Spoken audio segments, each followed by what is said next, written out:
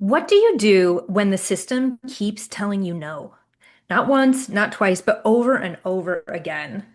Today's conversation is about what happens when you stop seeing your setbacks as disqualifications and start recognizing them as the very thing that qualifies you. We want to share with you Dr. Rene Roberts. She is on a mission to change how people see their setbacks, proving that your greatest struggle isn't what disqualifies you, it's what uniquely qualifies you. She is a practicing family medicine physician serving underserved patients on the south side of Chicago, and a transformational keynote speaker helping individuals and organizations turn their greatest challenges into their most powerful advantages. She recently gave her TEDx talk, Who Gets to Heal, challenging the systems that filter out the very healers our communities need most. She is focused on growing her speaking platform and equipping people with the mindset and tools to keep showing up and communicating their worth, even when the system says no. Welcome to Communication Skills for Working Women. I'm Elizabeth. And I'm Rose May. Do you find yourself second guessing or avoiding conversations because you're worried about being misunderstood? You're not alone. On this show, we're sharing tangible tools for assertiveness, emotional resilience, and real-life communication wins and fails. Let's sharpen our communication together.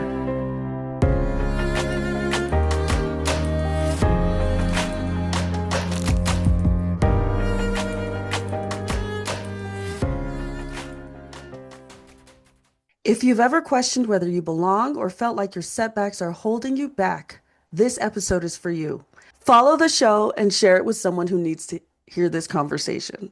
So today we are joined by Dr. Rene Roberts, a board certified family medicine physician, a Castle Connolly top doctor, which I looked this up because I didn't know exactly what that was, but it represents this top 7% of practicing doctors in the US. And you've gotten this more than once, That's right? a big deal. Big deal. Yes, twice. Yeah. You have to be like, you don't apply for this. Someone has to recommend you. Another Nominate physician you. Yeah. has to That recommend is you. correct. So congratulations on that. Yeah. Thank you.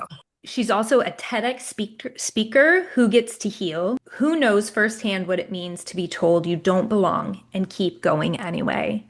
She received 50 medical school rejection letters. I said 50, 50, not 15, 50 medical school rejection letters, failed her board exams twice, and still became the doctor her patients say they've been searching for. Just saying that makes me just so excited to hear I you. know. Really excited to have this time with you today. So thank you so much. Today, Dr. Rene helps people stop hiding their setbacks and start leveraging them as their greatest competitive advantage through her L.I.M.I.T.S method. Dr. Rene has been featured on ABC, CBS, Fox, NBC, WGN, the Chicago Tribune, the Chicago Sun-Times, and now the Communication Skills for Working Women podcast. Yay.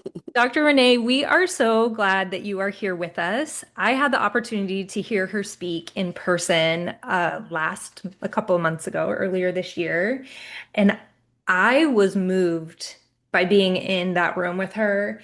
And I just want to I want to share two things that I wrote down. I had a whole page of notes. She doesn't know that I'm doing this, everybody. No. We go rogue sometimes, Dr. Rene Roberts. I love it. Oh my gosh. I'm all ears. I want to hear this.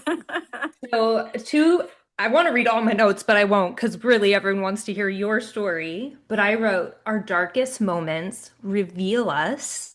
And that has stayed with me a lot since I heard you last. As different things have happened, I'm like, what is this revealing about me? And your struggles don't just build you, they become someone else's permission slip.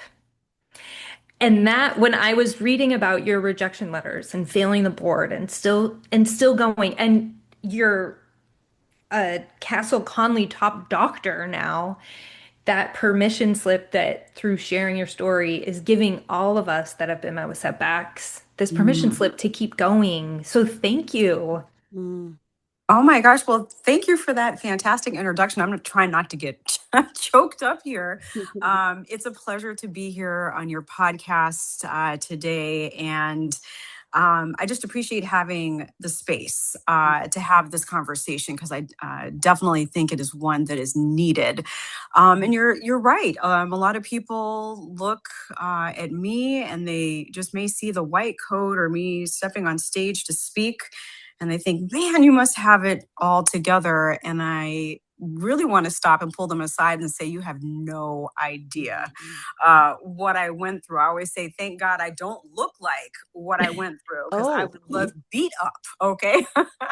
But yeah, that's definitely not the case. So before I ever wore the white coat, before anyone ever called me doctor, I was faced with one of the most darkest and most challenging moments of my life. I knew probably since I was 5 or 6 years old I wanted to be a doctor. I was just fascinated with the human body, the way it works, constantly asking questions about, how is it that my heart is beating and what happens inside my stomach when I'm digesting food. And my parents were like, "Hey, we can't answer these questions. We need to get this girl some help."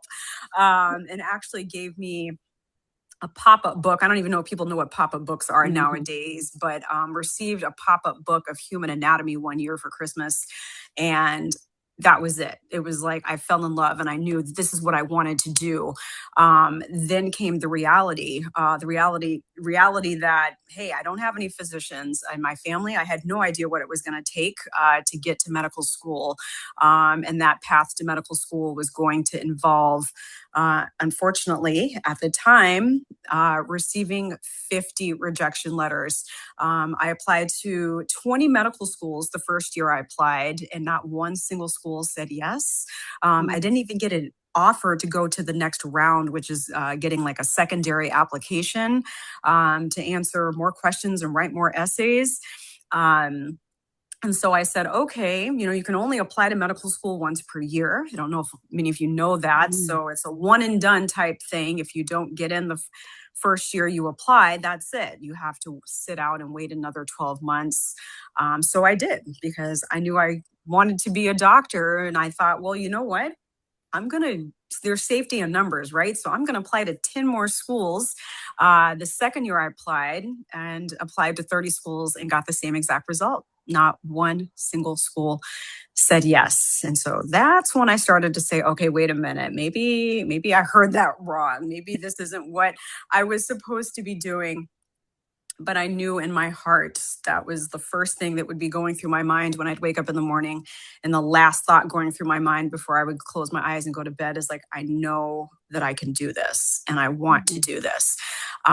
So I persisted. I actually ended up getting a phone call one day from Indiana University School of Medicine, thinking, oh, wow, I bypassed the interview process somehow. I don't know how this happened. They're just going to call and invite me to come and join their class because it was getting late into the application season.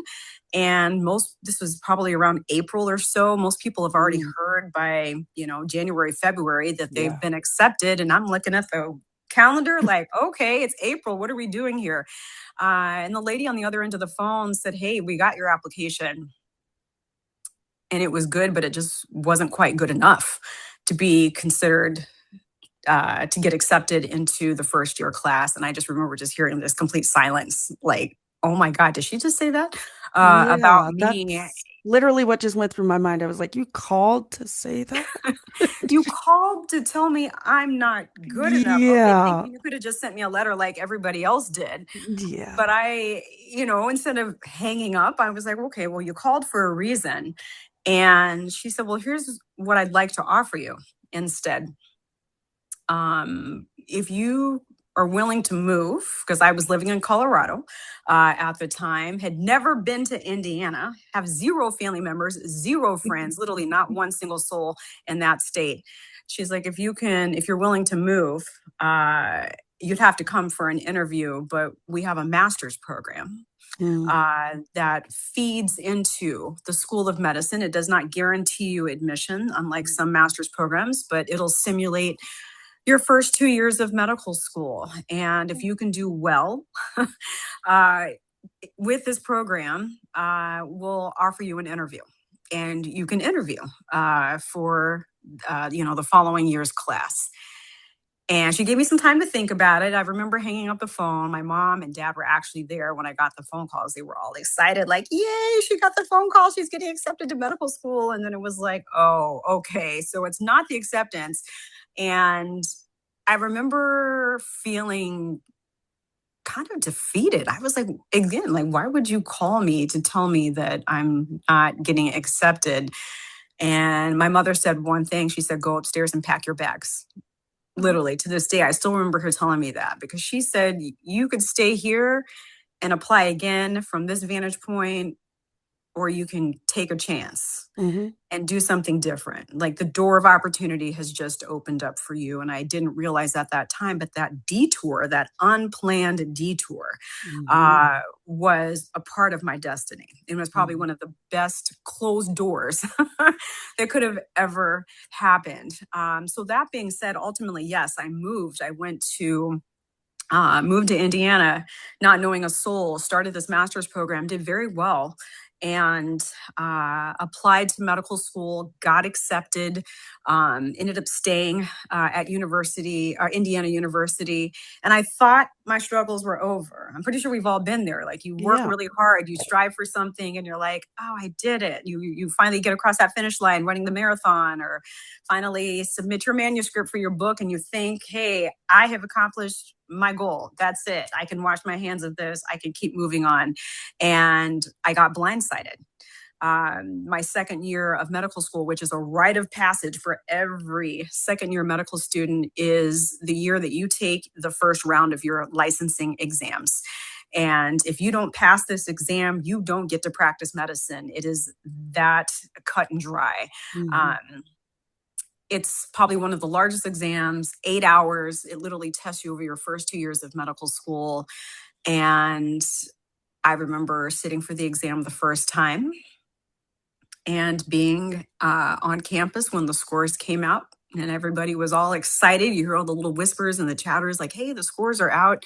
People talking about what they got and this, that, and the other. And remember looking at my score. I thought, well, let me just go to the library real quick and take a look, and realized I had failed my exam. Mm. Yeah. And failed by a significant number of points. At this point, by the time the scores, by the time you take your test and the scores come out, most of us are already starting our first clinical rotation as a third year medical student. And I was on my inpatient pediatrics rotation at Riley Children's Hospital in Indianapolis. And I Wow. remember getting a phone call from the dean of the medical school. And he was like, hey, I was like, you need to leave the hospital now. Oh. And Wow. I was like, okay, yeah, I got pulled. I got pulled from my pediatrics rotation, which was extremely embarrassing, humiliating, Yeah. right? Because everyone's all excited. Now you finally get to doctor, right? Like, you finally get to go into the hospital and start rounds and seeing patients. And I was told I had to leave. It was devastating, and I had to take a month off from school, restudy Mm. for the exam. Which, that's not something you advertise to everyone. Hey, classmates, guess where I am? While everyone else is out going, finally brushing the dust off their stethoscope and learning how to use it. Here I am sitting in this apartment in Indianapolis trying to restudy for an exam that literally is going to determine whether or not I get to do the profession that I love. So long story short, took a month off, restudied for the exam, took the exam the second time. And I remember the day that the scores came out, I was like, I'm not sticking around. I'm going home. Literally, I am going home. I'm doing this by myself in private. Um, Drove home, and literally remember sitting down at that desk and opening up my laptop. I'm like, here we go. Like, this is it. Like, I have to pass this test.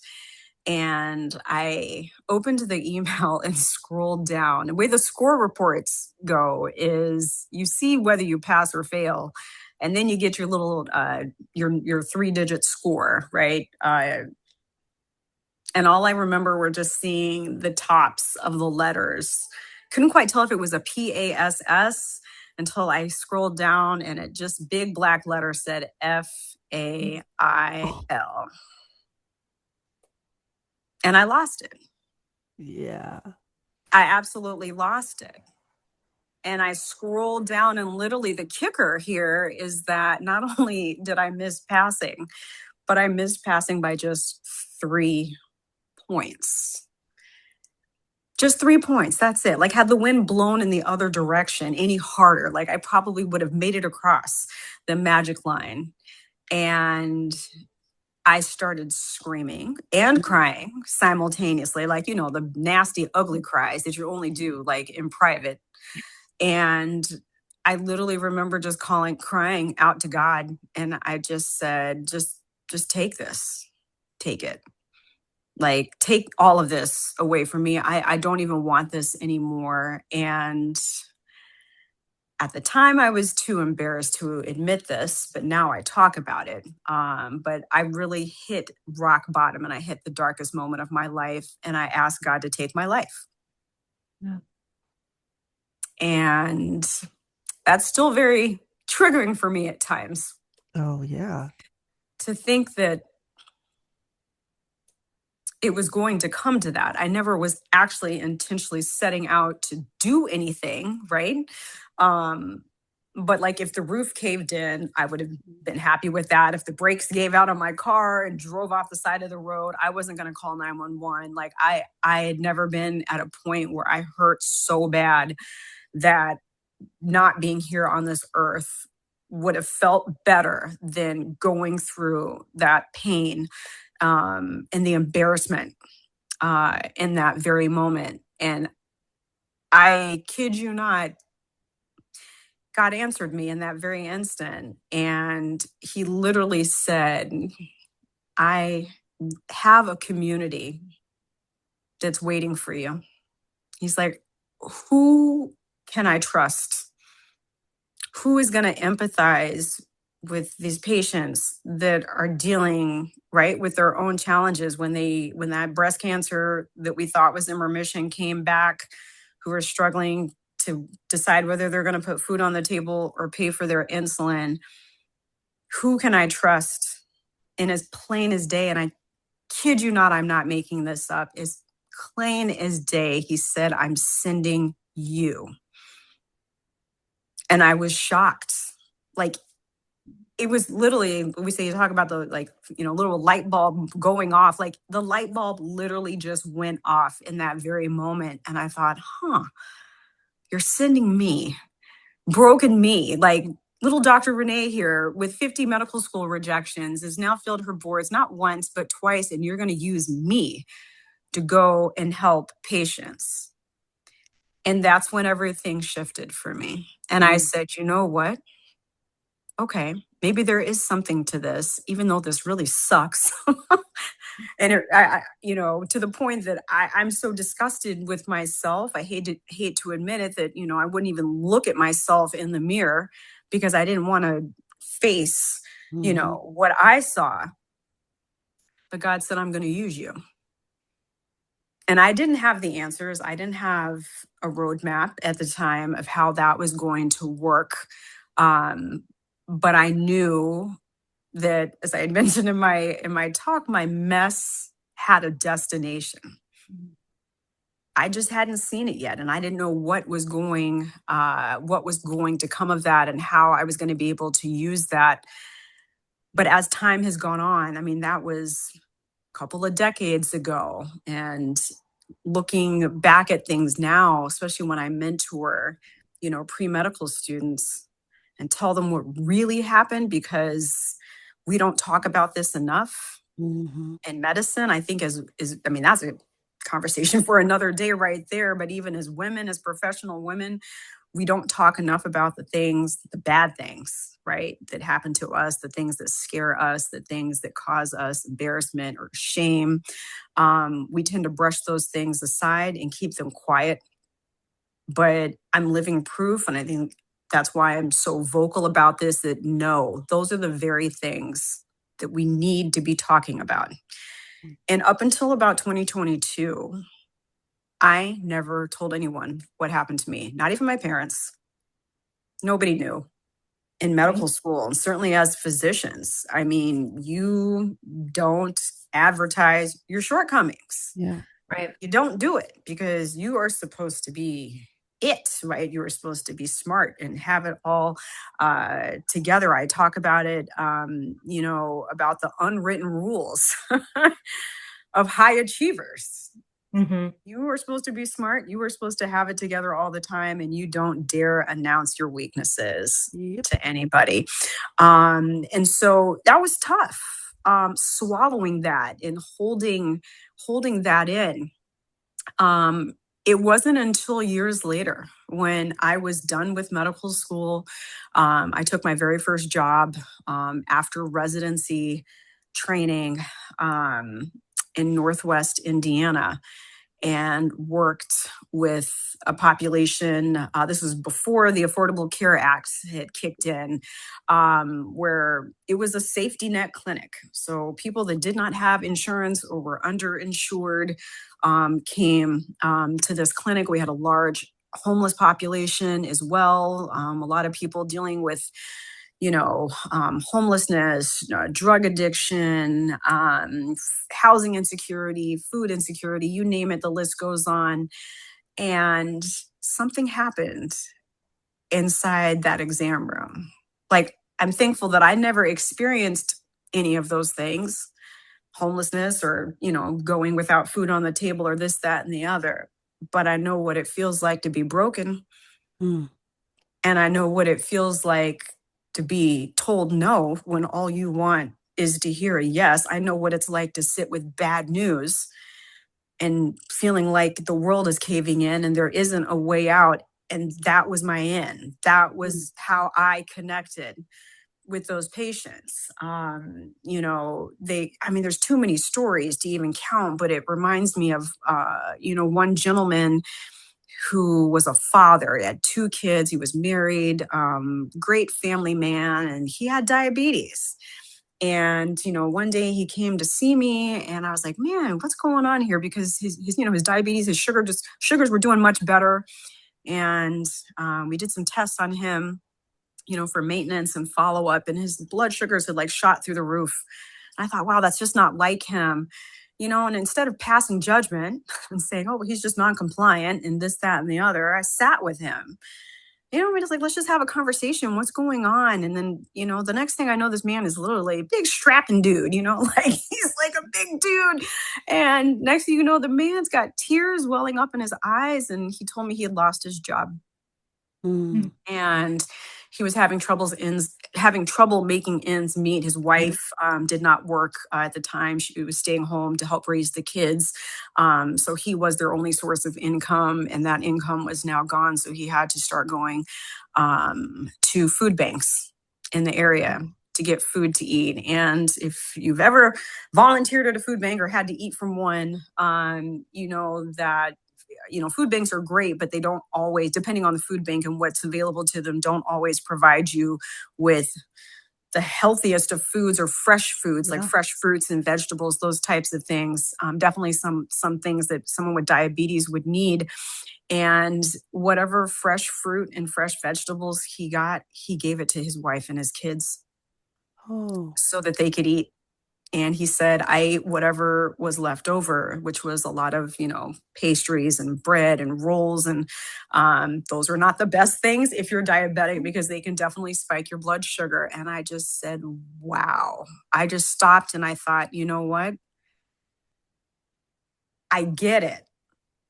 No, I don't have diabetes. No, I haven't gone with that, but I know what that feels like to just be dealt with a bad situation, and not know like what the next day is going to bring. And that's what I brought into the exam room.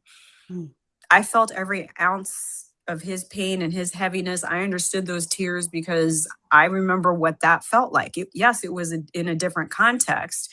It was me getting that rejection letter number 37, or, opening up that email for the second time and finding out you didn't pass your board exams by, 3 points, and what that gut punch feels like. And I just said, you know what? I remember the saying, okay, I think, God, I see what you're up to now. Mm. And that was how I started connecting with a lot of my patients. And it was evident. There'd be, hey, where's Dr. Roberts? I'm bringing my mom to come see you. I told my neighbor about you, and they want to come and see you now. And that's how my patient base, started to grow, because we were connecting on a much different level before I was ever walking in there having conversations with them about, getting screened for colon cancer, or talking about their high blood pressure, or this, that, and the other. And it dawned on me that the very thing that I was ashamed of, the very thing that I was embarrassed about and didn't want to talk about, was the very thing that was making me shine in an exam room. And I started using it as an advantage. Mm-hmm. I got asked to give a keynote address in 2022 at a nonprofit organization, the I Am Able Foundation. We try to increase underrepresented minorities in medicine, but we essentially pair high school through college students with a physician mentor. Been volunteering with them for 10 years. It's a fantastic organization. And they reached out to me like, hey, we want you to give our keynote address to welcome our new students in. And I was like, oh, great. Yay, let's do it.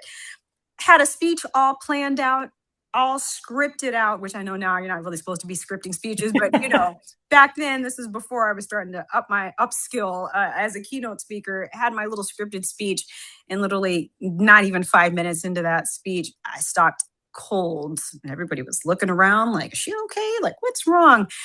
And God's literally, here comes God again, was saying, tell them the truth. Mm. And I was like, we're not doing that right now. No. I've Yeah. already got my speech. I got my little notes here. I'm ready to go. Like, let me just get through this. God said, tell them the truth. And I literally had to stop, and the tears just started flowing. And I know people are like, what? Who is this chick? Like, you invited her to come. Students want to be uplifted. They want a motivational speech. And that's when I broke my silence. Mm. And barely got through it, but it was so cathartic and so healing to finally to be able to open up and say, okay, students, I know this is what you guys are aspiring doctors and you're so excited, but there's another side, because all you're going to see is, Grey's Anatomy and this, that, and the other. And everyone looks hot in their scrubs and having romances and like, this is wonderful. But I'm like, that's not the case for everybody. And the whole room shifted. Like, I literally had grown men in tears, like coming up to me afterwards saying, oh my God, like, same thing. I had no idea that ever happened to you. You don't look like it. I mean, you're a Castle Connolly top doctor. You've given a TEDx talk now. You're on medical, doing medical media. Like, you're talking to ABC and CBS. Like, who would have thought that the young lady that had been told no 50 times and rejected would be doing all of these things because you don't make the connection? Absolutely. Right. And I think when we look around, everyone's carrying that story to some Yes. degree. Yes. Mm-hmm. Everyone is carrying a story. Some are carrying more than others, and that's okay, right? Yeah. It's not a competition. But I think, especially when I started practicing medicine and started seeing the eyes of my patients just light up, when it was like, I didn't know I could talk to you about that. Like, I haven't even told my spouse this, or, again, the stories that just come up, and I was too embarrassed to let you know, like, I'm seeing blood when I go to the bathroom and, urinating. And it's been like that for the last 6 months. And I'm like, alarm bells going off. And I'm like, no, you can't keep that hidden. But thankfully, you were comfortable enough with me to open up. Mm-hmm. Mhm. because we need to get you some help. We need an ultrasound. We need to get you into a urologist, right? To end up diagnosing that patient with bladder cancer and caught it, Right. you Right. know? But there's so many things that we sweep under the rug, especially as women. Oh my God, Mhm. especially as women, and especially, like you said, stepping into the workplace and having this idea that we have to have it together. We can't show weakness. We can't show any vulnerability, Yeah. because people won't take us seriously, and Mhm. I won't be able to, have a voice in the office and actually have people, maybe if you're in a leadership role or the manager or CEO or what have you. And I'm going to challenge your audience to say no to that, because I think that very thing, whatever it is that you're hiding, that you'd rather not talk about, I'm going to challenge you to say that that is actually your advantage. Somebody needs to hear it, or someone needs to see you either go through it or see how you went through it to realize that, hey, you know what? Like you mentioned, it's your permission slip. Mhm. It is Yeah. okay. I wish I would have had someone Mm. who was had enough courage and was forthcoming enough to share their struggles Yeah. about what they went through in medical school. Because I can tell you right now, not one time did I have anybody just run up to me and say, "Oh, guess what? That happened to me too." Yeah. But on the other side, once I finally opened up, I've had a few colleagues pull me aside and say, "You know what?" And as I'm like, "Oh, I actually had that happen too.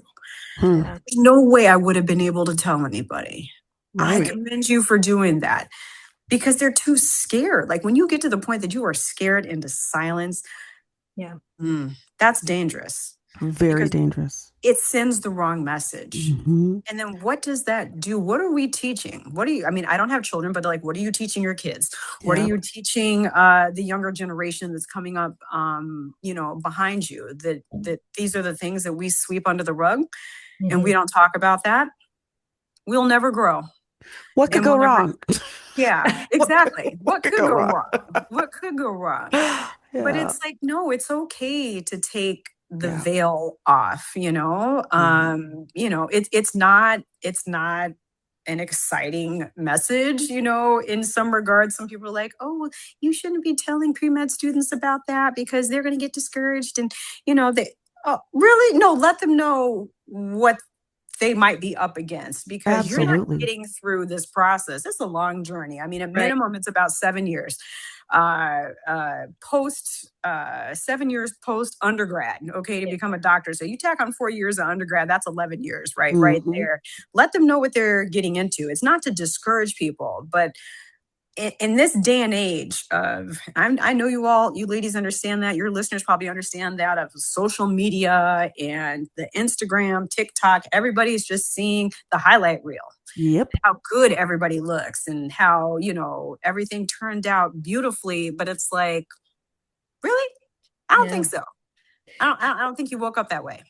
I love hearing how you really connected to your experience and then how that has really allowed you to connect to your patients and in your Yeah. profession in a way that you couldn't had you not truly connected to your own experience. Mhm. It, Absolutely. You yeah, nailed it.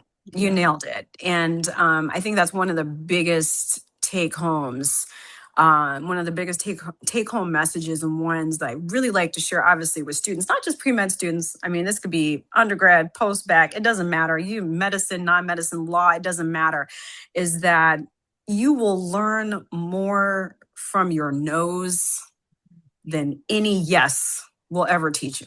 I will say that again. You will learn more from your Mhm. no's, your Mhm. failures, your setbacks, your limitations than any yes would ever tell you. I think back now, like, what happens if I just got into medical school the first time I applied? Literally just right. applied to, like, 15 schools, and every single school said yes. And what if I just took my board exams and just blew it out the Hmm. water and aced it? I'll tell you what I wouldn't have. I wouldn't have the level of empathy that I have for patients, and Yeah. appreciation for human suffering.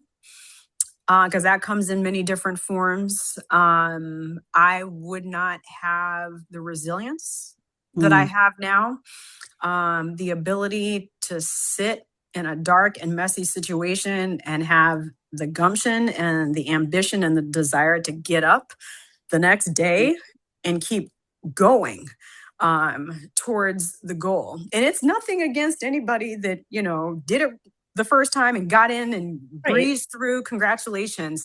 But it also makes me think back to should have never happened. On paper, right. I shouldn't even be a doctor, right? That's Mm. part of the premise behind my TEDx talk, Who Gets to Heal, is Hmm. that what are we what are we truly selecting for? Right.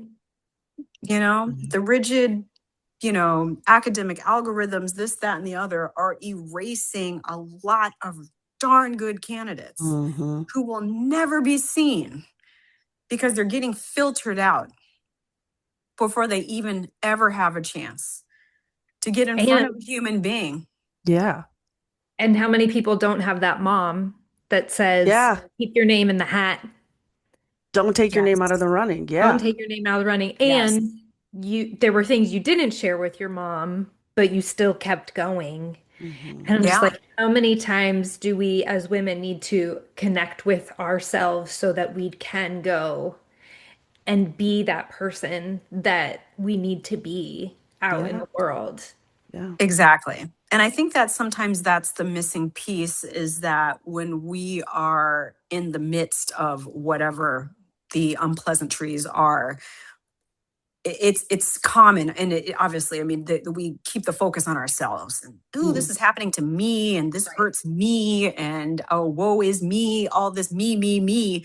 But at the end of the day, it's like, how about we do a reframe and think about, okay, yes, I'm getting, my back is against the wall right now, but what is the lesson or lessons, because oftentimes there's more than one, that I can Mhm. extract from this and share that with someone else who needs to hear that? Because sometimes you don't realize what you're going through right now really isn't even for you Yeah. in the moment, but it's going to Right. be the foundation that you are going to lay for the next thing, that next business, that next boardroom you walk into, that next, parent teacher association meeting that you walk into, or community event. It's like you don't really know the full scope Yeah.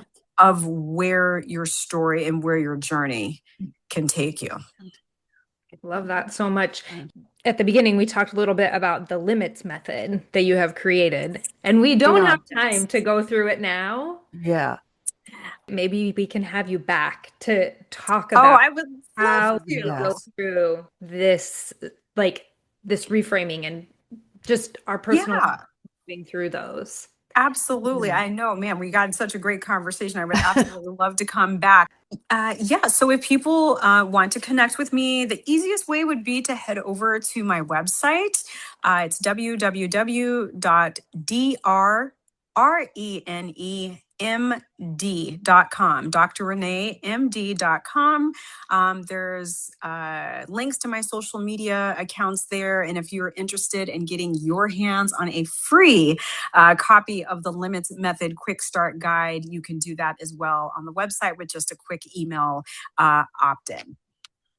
Thank you. We will link her website in our show notes so that you can find her easily. We'll also link her TEDx talk.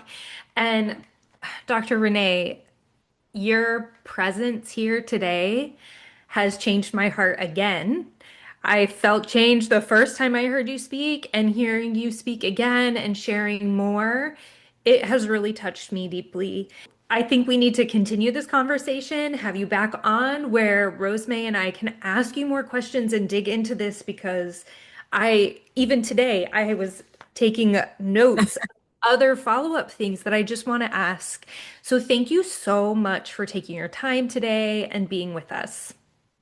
Well, thank you, and Rosemary, for the opportunity to come on your podcast. It's been an amazing experience, and I would absolutely love to continue the conversation for you and your audience. Thanks so much. And everyone, if you found this helpful, please share it with a friend. Let people know about Dr. Rene Roberts and all that she does. And remember, speak clearly and listen bravely. When you feel confident in your communication, everything changes. We'd love to hear your wins, failures, and insights on Instagram at Communication Skills for Women.